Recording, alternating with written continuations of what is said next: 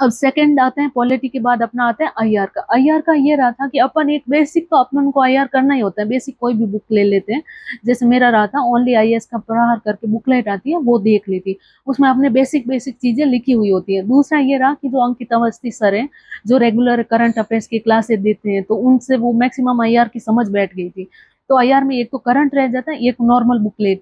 फिर अपने जो मेंस 365 करके आ जाएगी, उसमें आईआर की मैक्सिमम चीजें कवर हो जाती है। तो आईआर के लिए बेसिकली अलग से कुछ करना नहीं होता है। फिर तीसरा अपने आते हैं इसमें ही गवर्नेंस। गवर्नेंस के कुछ टॉपिक्स ऐसे हैं जो पॉलिटी से हमें समझ विकसित हो जाती है। और कुछ गवर्नेंस के टॉपिक्स जैसे गुड गवर्नेंस, कॉर्पोरेट गवर्नेंस है, ऐसी चीजें, या गवर्नेंस के बेस्ट एग्जांपल मुझे इकोनॉमी वाले सेक्शन से मिल गए थे।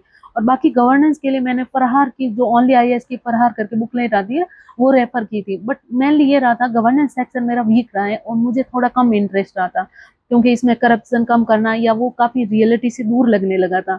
तो वही थोड़ा रट्टा मारने की कोशिश करें और अपने न्यूज़पेपर वगैरह से एग्जाम्पल ऐड करें।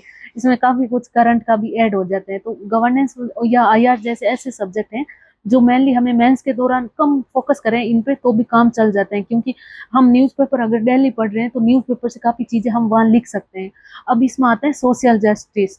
तो सोशल जस्टिस का ऐसा है कि एक तो स्मृति मैडम जो सोसाइटी के लिए पढ़ाती है, उनमें से सोशल जस्टिस की काफी चीजें कवर हो जाती है। फिर जैसे हेल्थ एजुकेशन वाला सेक्टर है, वो इकोनॉमी वाले सेक्शन से कवर हो जाते हैं।